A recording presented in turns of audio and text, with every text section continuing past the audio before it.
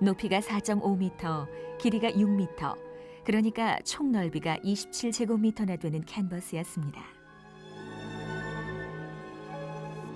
풀밭 위의 점심은 모네의 작품 중에서 가장 큰 작품이 되려 하고 있었죠. 모네는 처음부터 야심이 아주 컸는데 다들 그걸 알고 있었습니다.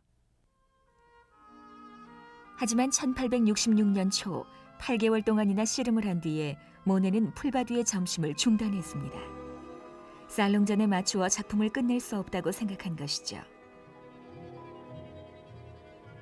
모네가 이 거대한 프로젝트를 포기한 지 오래되지 않아 마네는 목욕이라는 자신의 작품을 풀밭 위의 점심으로 바꾸어 버립니다.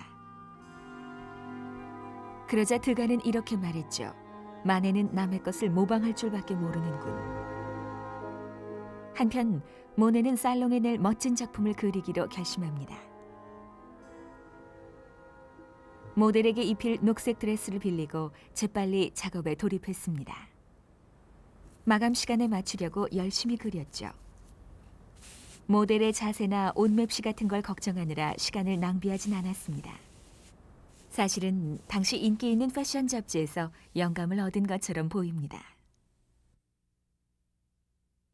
1860년대 에밀 졸라는 앞으로 인상주의자들로 불리게 될 한 그룹의 화가들이 순간의 아름다움을 잡고 싶어 한다는 비평을 쓴 적이 있었습니다.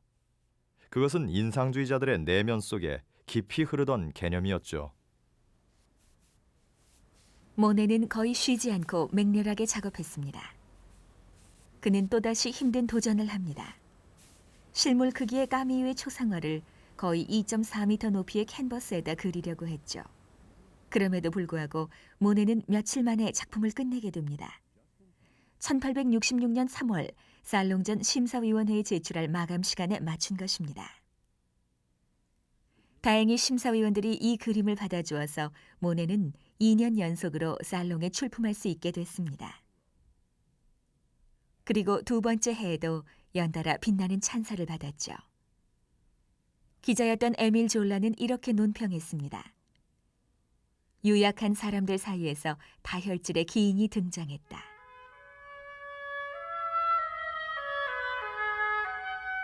호의적인 비평 덕분에 모네는 그림 몇 점을 팔 수가 있었습니다. 덕분에 여름 풍경을 그리기 위해 빌다브레로 여행을 떠날 수 있었죠. 모네는 야외에서 그림 그리는 걸 좋아했습니다. 노천에서 새로운 경지를 열었죠. 클로드 모네는 과거와 깨끗이 단절할 준비가 돼 있었습니다.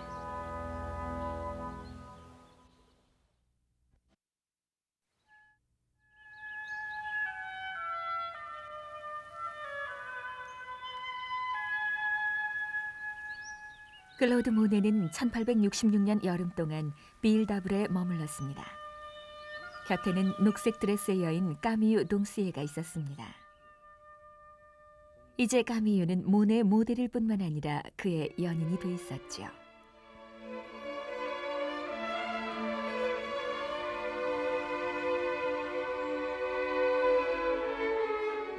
까미유는 모네의 다음 작품에서도 모델을 섰습니다. 정원의 여인들이라는 인물화였죠. 이제는 빛의 자연스러운 효과를 잡아내고 싶었습니다. 이 작업은 대상을 앞에 두고 붓질을 처음부터 끝까지 야외에서만 해야 한다고 그는 생각했습니다. 야외에서 그림을 그리는 건 매우 오래된 관행이었습니다. 하지만 모네는 야외에서 그린 이후 화실에선 손을 대지 않겠다고 선언했어요. 아주 급진적이었죠.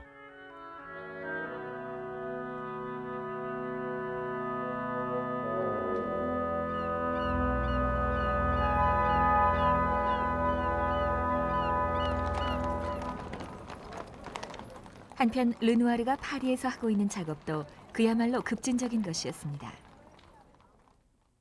그는 달과 사냥의 여신인 디아나의 초상을 그리면서 하나의 역사를 만들고 있었습니다. 르누아르는 여전히 전통적인 그림을 통해 이름을 낼 방법을 찾고 있었습니다. 살롱전에서 받아들여질 수 있는 그림을 그리려 하고 있었죠.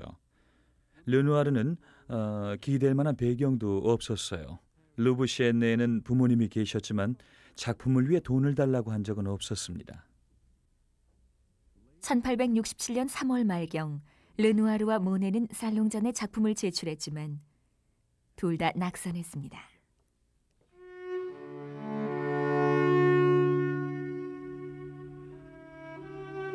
일 년 동안에 걸쳐 기획하고 작업한 일이 실패로 끝난 것입니다. 심사위원들이 보기에 이들의 그림은 격식을 갖춘 전통적인 작품들이 아니었습니다. 르누아르의 역사화인 디아나도 퇴짜를 맞았죠. 색채가 제대로 배합되지 않았고 표면도 매끈하지 못하다는 이유였습니다. 살롱전에 한 번도 출품을 하지 못한 르누아르와 모네는 1년 내내 작업을 해도 돈을 벌 가망이 없었습니다. 게다가 모네는 돈이 몹시 궁했습니다. 애인인 까미유는 임신 중이었죠. 바로 그때 행운이 찾아왔습니다. 정원의 여인들이 2,500프랑이라는 고가에 팔리게 된 것입니다. 구매자는 그의 부자 친구인 바지이였습니다. 바지이유는 자신의 용돈에서 한 달에 50프랑씩 주기로 했습니다. 바지이유는 모네의 아버지에게 편지를 써서 아들을 도와달라고 사정했습니다. 하지만 모네의 아버지는 그 제안을 거부했습니다. 대신 아들에게 공짜 하숙집을 얻어주었지만 까미유는 받아들이지 않았죠. 모네가 까미유와 함께 지내자 그와 가족 간의 갈등이 생기게 됐습니다. 그때부터 부자 간의 골이 더 깊어졌어요. 부모가 보지 않는 데서 무슨 일을 벌인 것까진 몰라도 결혼도 하지 않고 아기부터 갖게 되자 집안의 수치라고 본 것이죠. 부모님은 도저히 그들을 지원해 줄 수 없다고 생각했습니다. 1867년 6월 모네는 아버지의 제안을 받아들여 노르망디 해안에 있는 고향으로 돌아갔습니다. 까미유를 두고 떠나기 전에 의대생을 만나 그림 한 점을 줄 테니 까미유의 분만을 맡아달라고 부탁했죠.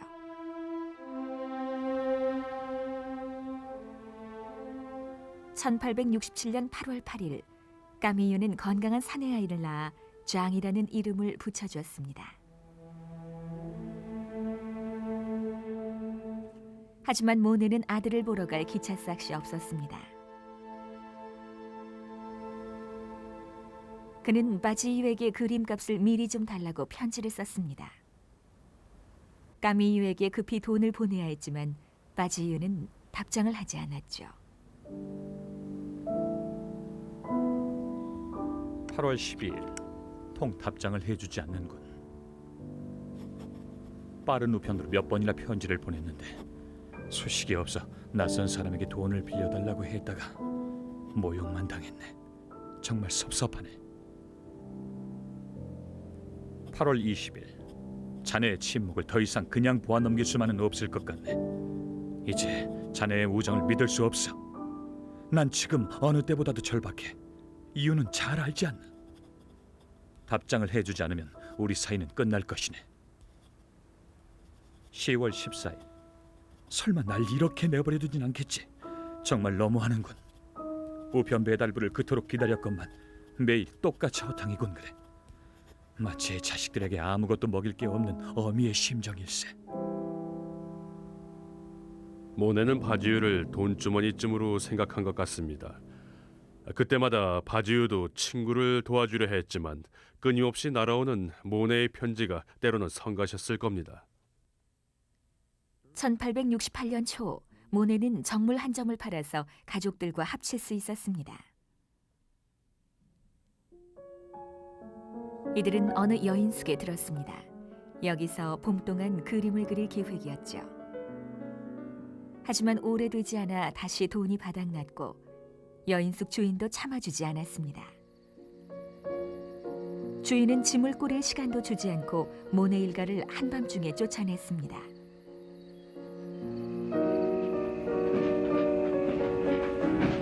모네는 처자가 묵을 하숙집을 구해놓고 자신은 그림을 주문받을 화상을 알아보기 위해 르아브르로 떠났습니다. 정거장에서 기차를 바꿔 타려던 모네. 그는 르아브르로 계속 가지 않고 세느강을 향해 걸어가기 시작합니다. 강가에 이르자 기분이 몹시 우울해졌습니다. 그는 머리를 아래로 하고 물속으로 뛰어들었죠.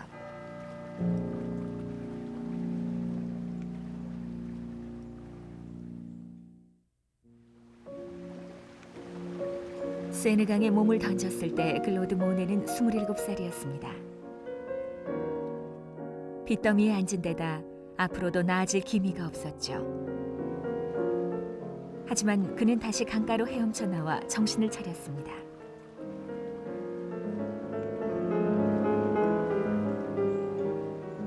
이튿날 모네는 바지유에게 짧은 편지를 썼습니다. 1868년 6월 29일. 난 분명 운을 잘못하고 난 모양일세. 우리 집에서는 나한테 아무것도 해줄 생각이 없다네. 어제는 너무나 절망적인 나머지 바보처럼 강물에 뛰어들었어. 다행히도 다치지는 않고 살아나왔지. 모네. 모든 것을 끝내버리겠다고 하는 비관적인 태도보다는 화가 나서 그랬겠죠. 그는 누구보다도 야심이 컸어요. 또한 악착같이 목표를 이루려고 했습니다. 그는 불굴의 정신과 반드시 성공하겠다는 굳은 결심을 갖고 있었던 겁니다. 모네는 다시 기차를 타고 르아브르로 갔습니다. 화상을 찾아간 그는 여러 점의 초상화 주문을 받았습니다.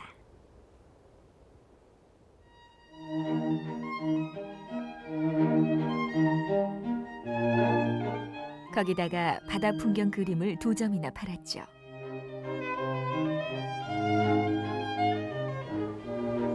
그해 가을 초상화 작업을 마친 뒤 모네는 까미이와 2살배기 아들 쟈을 데리고 파리 근교 부지발로 이사했습니다.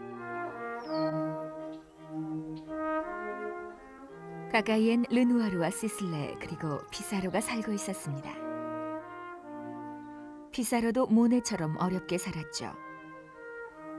어머니가 주는 월 100프랑의 돈으로는 애인 쥘리와 2아이를 부양하기에 턱없이 부족했습니다.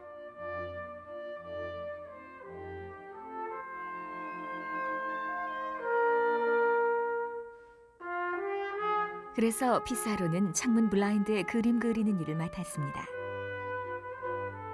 친구 하나가 순수 화가에서 실내 장식가로 전락한 그의 모습을 화폭에 담았죠.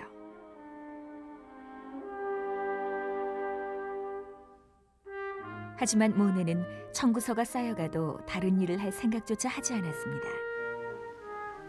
1969년 여름 그림이 한 점도 팔리지 않자 모네의 가족은 굶어 죽을 지경이었습니다. 화가가 생계를 해결해야 한다는 생각은 현대에 와서 생긴 것입니다.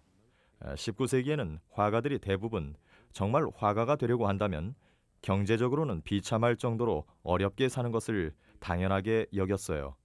되도록 가족을 부양하길 바랬지만 그림에 전념하는 것이 더욱더 중요했습니다.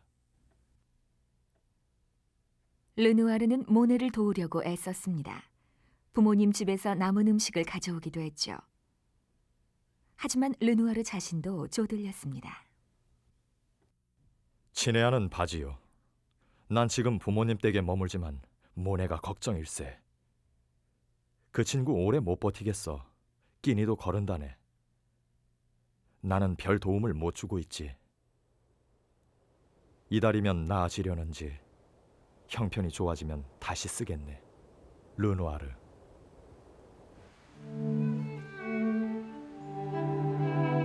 한편 드가는 오로지 그림에만 몰두할 수 있었습니다. 그림을 팔 필요도 없었죠. 35살에도 아버지가 주는 돈으로 넉넉하게 살았습니다.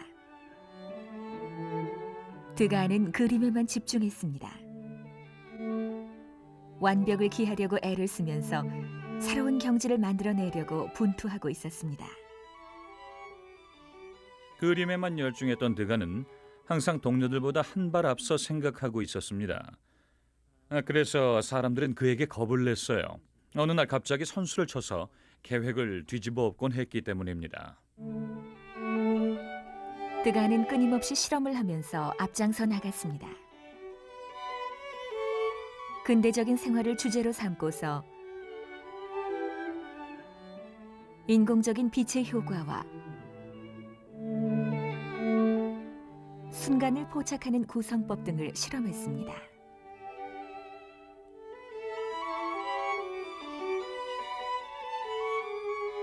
하지만 1860년대 말 자신의 시력에 이상이 생기고 있다는 사실을 인정하지 않을 수 없었습니다. 밝은 빛을 보면 통증이 왔고 한쪽 눈은 초점이 맞지 않았습니다. 안과 의사는 좋지 않은 소식을 알렸습니다. 드가의 왼쪽 눈엔 난시가 오고 오른쪽 눈은 거의 보이지 않게 됐습니다.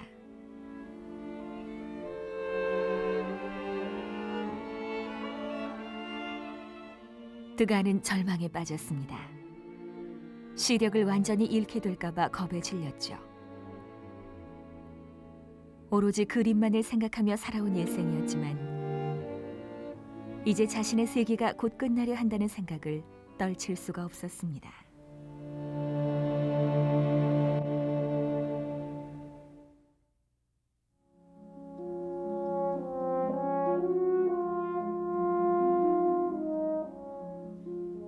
드가는 30대가 됐을 무렵부터 시력이 나빠지기 시작했습니다.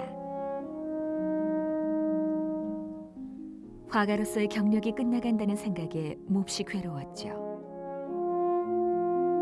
드가는 눈이 멀어서 우울증을 갖게 될까 봐 걱정하기 시작했어요. 그건 화가에게 최악의 경우이기 때문입니다.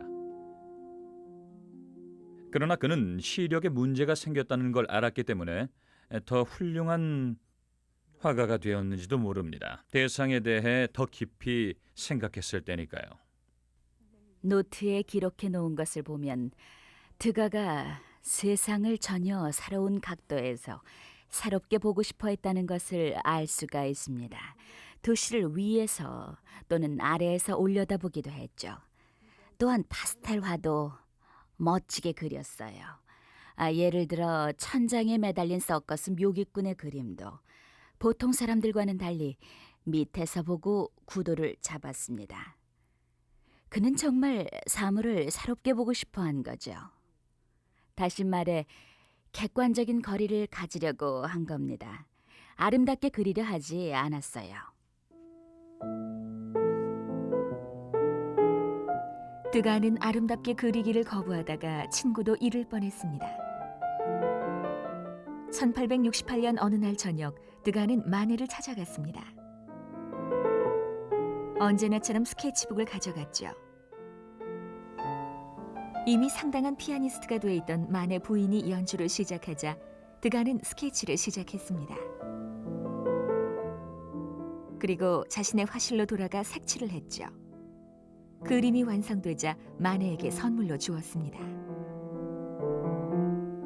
마네는 드가가 준 그림을 보고는 두 토막을 내버렸습니다. 피아노에 앉은 아내의 모습을 반으로 찢어버렸죠. 자기 아내를 너무 추하게 그렸다고 생각한 겁니다. 드가는 작품이 망가졌다는 사실에 분노했습니다. 하지만 누가 나중에 아직도 화가 나느냐고 묻자 그는 이렇게 대답했죠. 마네한테 누가 화를 낼 수 있겠나? 마네는 카리스마가 있으면서도 매력적인 인물로 알려져 있었고 한편 드가는 까다롭고 냉정하고 따지기 좋아하는 사람으로 보였습니다. 드가는 동료 남자 화가들과 있을 때는 상당히 거만하게 굴고 매우 비판적이었어요. 그런데 여성 화가들과의 관계에서는 아주 다른 모습을 보였습니다. 예를 들어서 베르트 모리조에게 매력을 느꼈던 겁니다. 그녀가 아름다운 데다 세련되고 교양 있는 가정 출신이었기 때문이었죠. 1860년대에 들면서 드가는 모리조를 사랑하게 됐지만 19세기식으로 봤을 때 연애에는 전혀 재주가 없었다고 할 수 있습니다. 언니, 드가 씨가 구원이라도 하듯 내 곁에 와 앉았어. 구애한다는 게 성경 구절로 설교를 하는 거야. 지혜로운 여인은 그 집을 세우되 미련한 여인은 자기 손으로 그것을 허문다나. 정말 매력 없는 남자야. 재치는 있지만 그 이상은 아니야. 동생 베르트로부터. 모리조네의 화요일 밤 만찬 때면 드가는 빠지지 않고 참석했고 평생 그녀와 친구로 지냈습니다. 모리존의 집안은 예술가와 교분이 많아서 모리조가 자랄 때는 많은 도움이 됐습니다. 특히 젊은 여성으로서 에드와르 마네와 같은 사람들이 집에 찾아오면 가정사나 중상류층의 관심사를 넘어서 폭넓은 대화를 나누고 세상 이야기를 들을 수 있었기 때문입니다.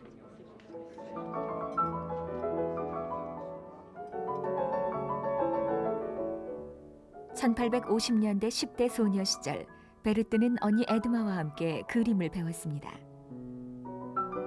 중상류층 가정의 자녀들 대부분이 그랬듯이 단지 좋은 신랑감을 만나기 위한 방편으로 그림을 배운 것이었습니다. 하지만 베르트와 에드마의 태도는 매우 진지했죠. 그림을 가르친 지 몇 년 만에 베르트의 어머니는 교사로부터 걱정스런 편지를 받았습니다. 대개 따님들이 계속 제 지도를 받는다면 아마추어가 아니라 대화가가 될 것입니다. 제 말의 뜻을 아시겠는지요? 댁과 같은 부르주아 가문에서는 그건 혁명과 같은 일이 될 것이고 어쩌면 파탄이 될지도 모르겠습니다. 당시의 분위기는 여성이 화가가 되는 것을 여성성을 해치는 것이라고 봤습니다. 그러면 결혼도 할 수 없고 좋은 어머니도 되지 못하고 심지어는 우아한 외모도 가질 수 없다고 생각했죠. 가장 큰 문제는 여성들은 공식적으로 예술기관의 회원이 될 수가 없다는 점이었습니다. 베르트 자매는 계속 공부하기로 결심했습니다. 하지만 어머니는 두 딸 모두 궁극적인 목적인 결혼엔 관심을 갖지 않는다고 염려했습니다. 에드마가 28살, 베르트가 27살이 되자 어머니는 이제 신랑감을 찾을 때가 됐다고 생각했습니다.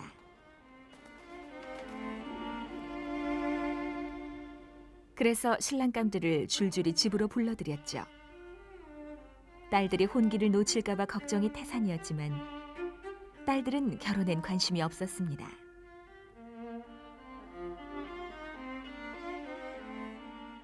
두 딸 모두 마네에게 반해 있었습니다.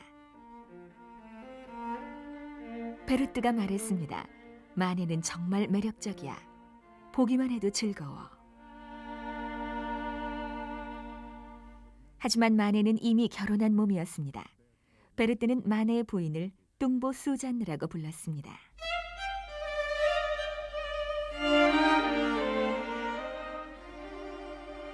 마네가 젊은 여자를 제자로 받아들이자 베르트는 당장 질투를 했습니다.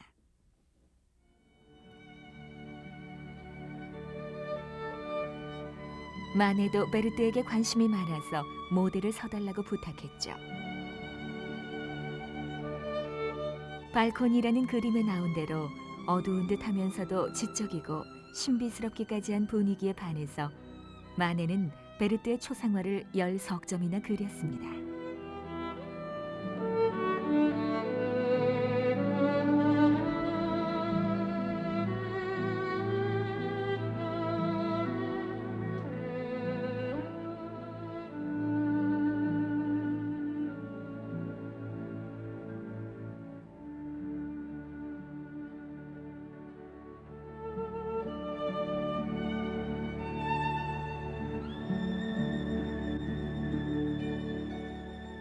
하지만 베르트 모리조는 마네와 단둘이 있은 적이 한 번도 없었습니다.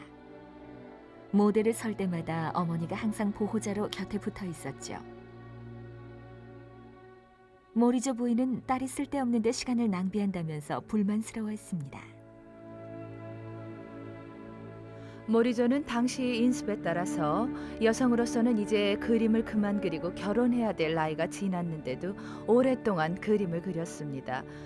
어느 면에선 더욱 열정적인 화가가 되어서 그녀의 어머니를 놀라게 하고 슬프게 만들었어요. 하지만 큰딸 에드마는 집안의 압력에 굴복해 1869년 3월 결혼했습니다. 언니가 가고 없자 베르트 모리조는 회의에 빠집니다. 모리조는 자신에게 가혹했어요.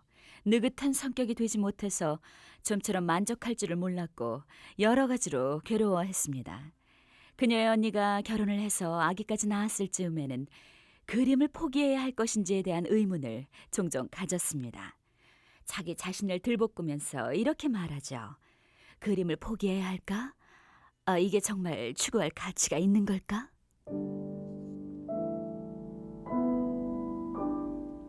언니에게 정말 슬프다. 외롭고 망상에 빠지기도 하고 다 늙은 기분이야. 언니가 떠난 뒤로 아무것도 하지 않았어. 그래서 더욱 우울해. 요즘처럼 그림이 잘 그려지지 않는 때도 없는 것 같아.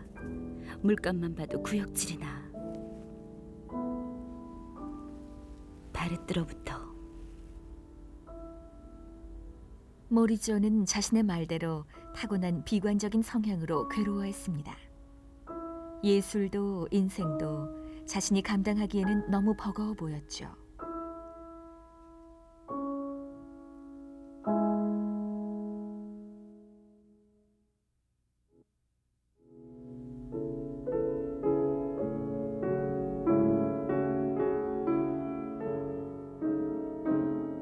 모리조는 우울증에서 벗어나려고 안간힘을 썼습니다. 당시로선 결코 적지 않은 나이인 28살까지 결혼도 못하고 화가로서 경력도 쌓지 못하자 고민에 빠질 수밖에 없었습니다.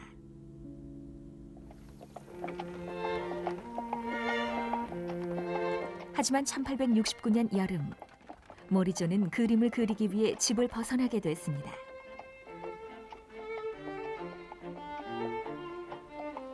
브르타뉴 해안 로리앙에 있는 언니의 집까지 500km나 여행을 했습니다.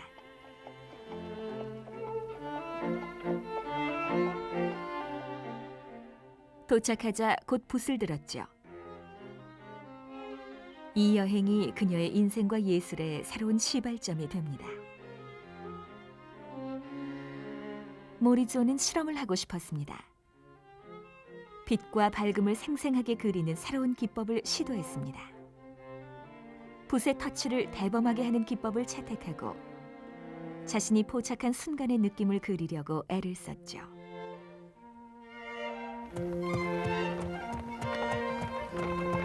(9월에) 파리로 돌아온 모리조는 마네를 초대해 자신의 그림 로리앙 항구를 보여주었습니다.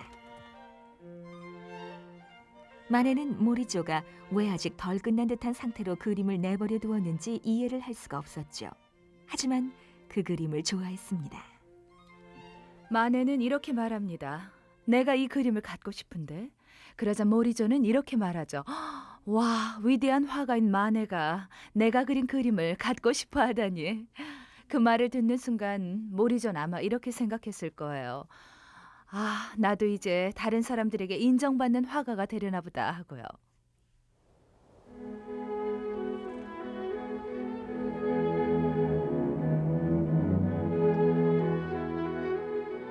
모리조가 로리앙에서 돌아온 지 오래되지 않아 모네와 르누아르도 그림을 그리러 떠날 준비를 하고 있었습니다.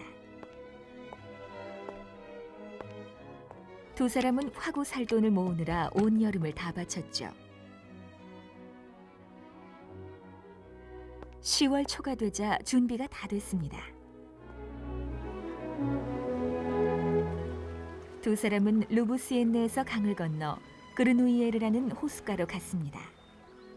그리고 거기서 실험을 시작했죠.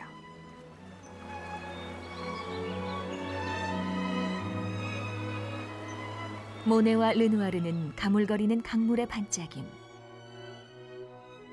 빛의 반사, 자연의 움직임, 그리고 흘러가는 인상을 잡고 싶었습니다. 그러기 위해서 쉼표나 마침표 모양의 짧은 붓터치를 사용했죠. 붓자국이 뚜렷이 보이도록 내버려 두고 개개의 색채가 절정을 이루며 반사되도록 심혈을 기울였습니다.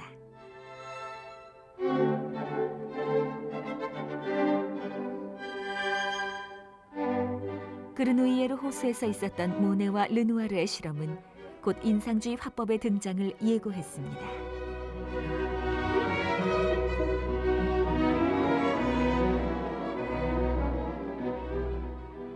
인상주의는 발을 구르고 비명을 지르면서 약간 소란스럽게 세상에 나타났습니다.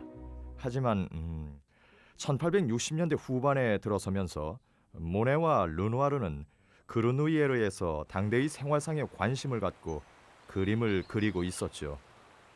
이때 두 사람은 색채나 붓놀림, 독창적인 구도 등 정식 화법을 통해서 작품의 영향력을 높이고 싶어 했습니다.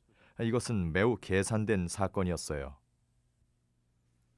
덧없는 것을 잡아내는 것, 즉 근대성이란 재빨리 순간적으로 지나가는 것을 잡아내는 것이고 1분 1초 그리고 1초 중에서도 어느 한 찰나에 포착되는 것이라는 생각, 이것이 인상주의자들이 느낀 충동이었습니다.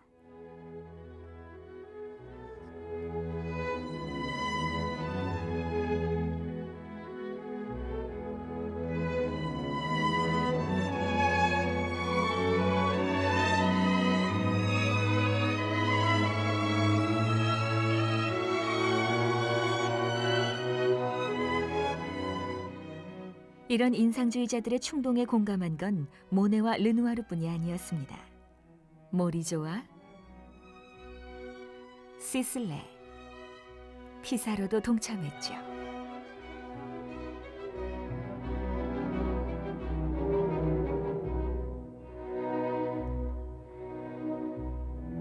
이들은 근대적인 순간을 잡는 예술을 창조하고 있었습니다. 그러나 화단에서는 그런 과거와의 단절을 받아들일 만큼 준비가 돼 있지 않았죠.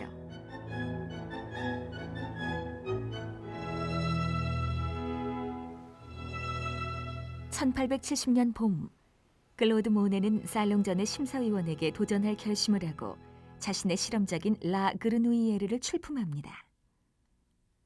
르누아르는 안전을 기하기 위해 좀 더 보수적인 그림인 목욕하는 여인과 알제리의 여인을 제출합니다. 심사위원들은 르누아르의 그림은 받아들이고 모네의 작품은 낙선을 시킵니다.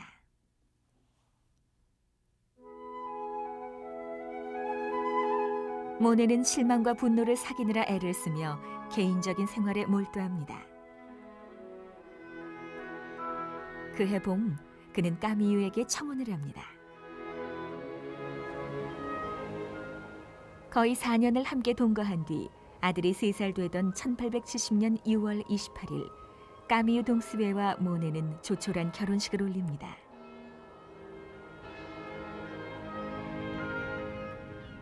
모네는 처자를 데리고 트루비유라는 휴양지로 신혼여행 겸 작업여행을 떠납니다.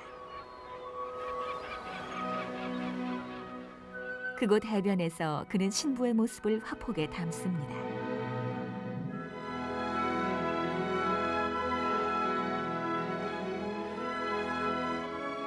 모든 것이 눈부시고 밝은 햇빛과 대기 속에 잠겨 있는 듯 보였습니다. 모네의 그림에는 돈이나 화단에서 인정받지 못하는 것에 대한 걱정은 전혀 나타나 있지 않습니다. 또래 화가들 중에서 살롱에서 배척을 받은 화가는 오로지 모네뿐이었습니다.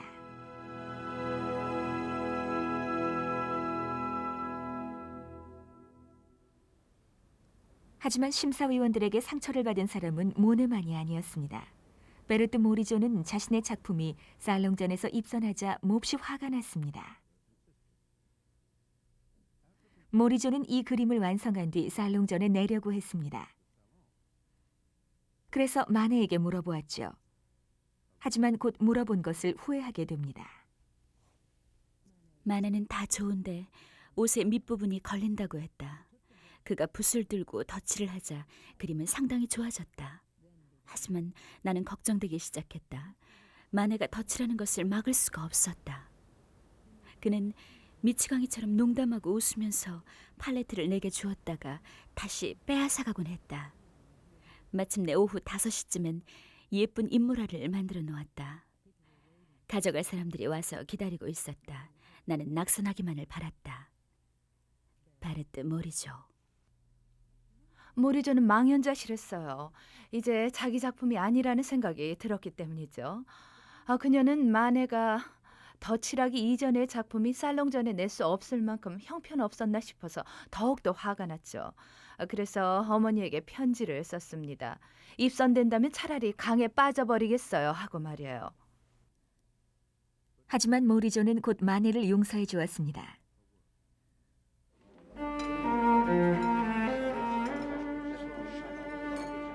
모리조에게 있어서 마네는 예술 세계로 가는 생명줄이었습니다. 어머니가 베푸는 화요일 밤 만찬에서 모리조는 카페 게르부아에서 있었던 대화 내용을 들으며 시야를 넓힐 수 있었습니다. 점잖은 중산층 여인은 끼일 수 없는 대화였죠. 모리조에 대해서 한 가지 이해할 수 없는 점이 있는데요. 어떻게 젊은 여자가 카페에서 거침없이 얘기를 나누던 3명의 젊은 남자 교감을 했을까 하는 점입니다. 아마 가족 만찬석상에서 모리조는 카페에서 만난 새로운 친구들에게 자신이 그린 그림을 보여줬을 거예요. 아니면은 그 친구들이 그린 그림을 보면서 화법에 대해서 얘기를 나누지 않았을까 생각됩니다. 항상 그런 장면들이 연상되는데요. 서로 날씨와 최근에 본 연극 이야기를 하기도 했겠죠. 아무도 몰랐지만 바로 그 테이블에서 인상주의가 태동하고 있었던 겁니다.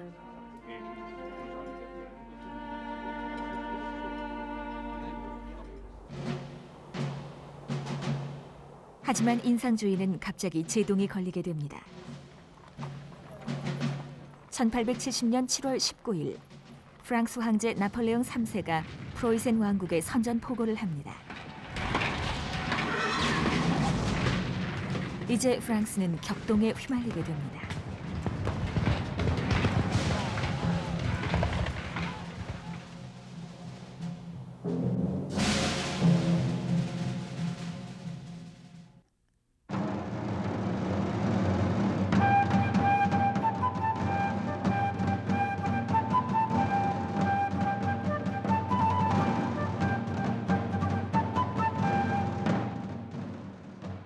프레데릭 바지이유는 국가의 부름에 맨 먼저 호응한 화가였습니다.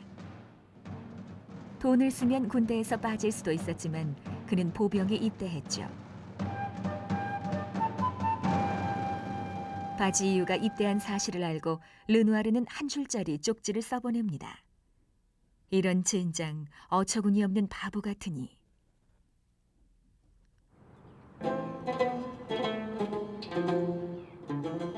바지이유는 전투 훈련을 위해 알제리로 파견되지만 그는 전쟁보다는 그림에 더 관심이 많은 것처럼 보였습니다.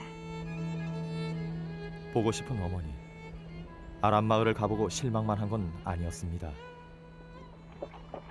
야자수 한 그루 보이지 않더군요. 아랍인들은 모두 가난하고 더럽습니다. 하지만 그림의 소재가 될 것들이 너무나도 풍부하게 널려 있어요. 프레데릭 바지유.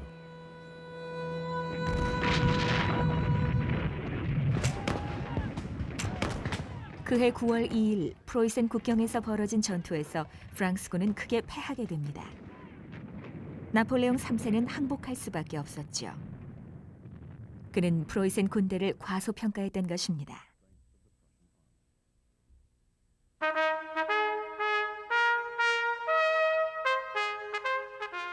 파리에서는 새로운 정부가 재빨리 구성되고 건강한 장정들은 모두 국가 수비대에 입대하라는 소집령이 내렸습니다.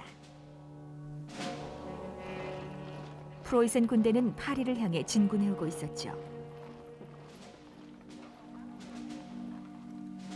어리석은 나폴레옹을 위해 위험을 무릅쓰기가 싫었던 모네는 르 아브르에서 배를 타고 런던으로 도망쳤습니다. 아내와 아들도 곧 따라가게 됩니다. 드가와 마네는 입대했습니다. 두 사람은 포병 부대에서 근무하게 됐죠. 르누아르는 징집되어 무장 기갑 부대에 배치됐습니다.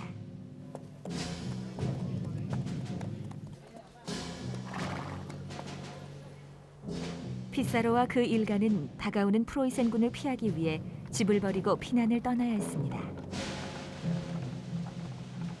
이들은 친구의 시골집으로 피난을 갔다가 런던으로 가서 전쟁 기간 동안 지내게 됩니다.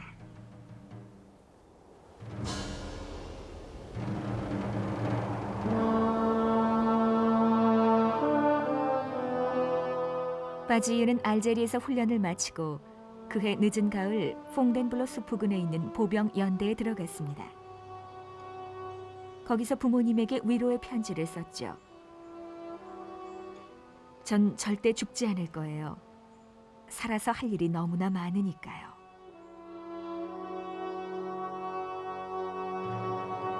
편지를 보내고 나서 며칠 뒤 바지유의 부대는 프로이센 군대에 포위당합니다. 이렇게 해서 첫 전투에 나서게 됐죠.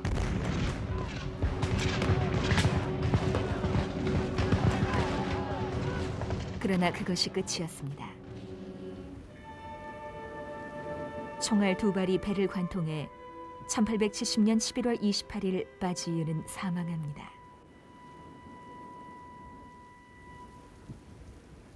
그의 나이 29살이었습니다.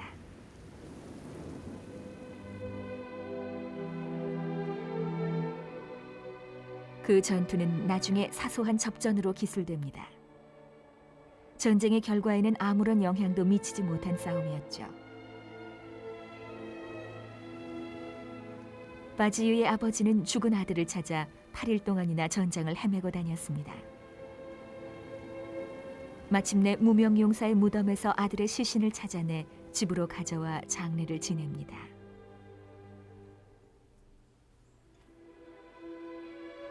모네와 르누아르 둘 모두에게 바지유는 매우 다정한 친구였어요.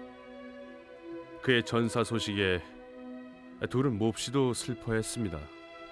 절친한 친구를 잃었으니까요. 또한 바지유는 전쟁이 끝난 후에 같이 일을 해나갈 동료로서 그룹의 핵심 인물이었으며 인상주의 운동에서 조용하면서도 추진력 있는 인물이었습니다. 그런데 그가 갑자기 세상을 떠나버린 겁니다.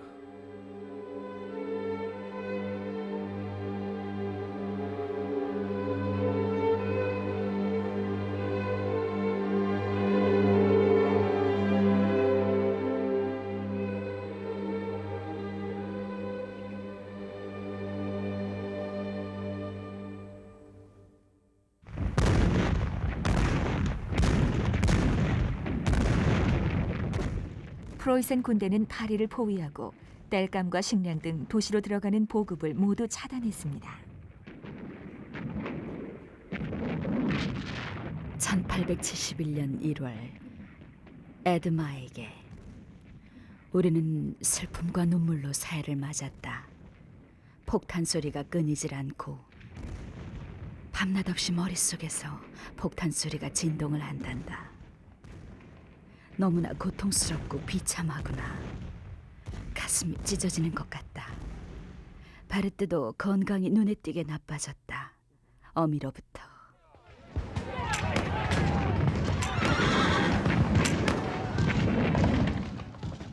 (1871년 1월 28일) 프랑스는 알자스 로렌 지방을 내주고 많은 배상금을 지불하면서 프로이센에 항복했습니다. 하지만 평화는 오래가지 않죠. 4월 초에 내전이 일어났습니다. 좌익이 파리 꼬민을 결성하고 시내를 장악하기 위해 정부군과 시가전을 벌입니다.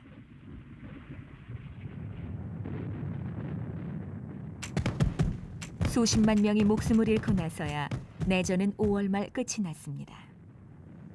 대부분이 단 며칠 사이에 죽음을 당했습니다. 소위 피해 한 주일 동안이었죠. 많은 사람들이 즉결 재판으로 총살당하고 또 추방당했습니다. 이 당시 모리조 어머니의 말에 따르면 마네와 드가는 이렇게 끔찍한 일이 있다니 하면서 시내를 돌아다녔다고 하는데, 마네는 처형 현장의 끔찍한 광경을 그림으로 표현하기도 했습니다.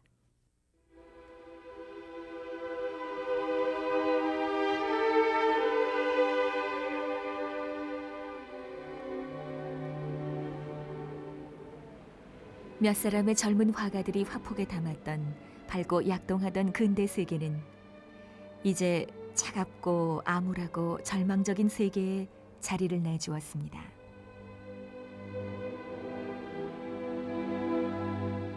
하지만 이런 암울함 속에서 프랑스 문화는 새로운 전기를 맞게 됩니다.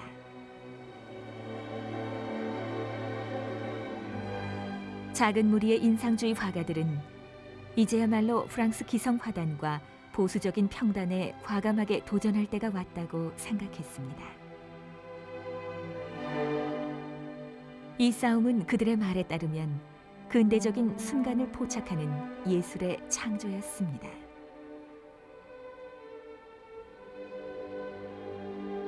단지 살아남기 위해서가 아니라 큰 성과를 거두고 마침내 승리하기 위한 싸움이었죠.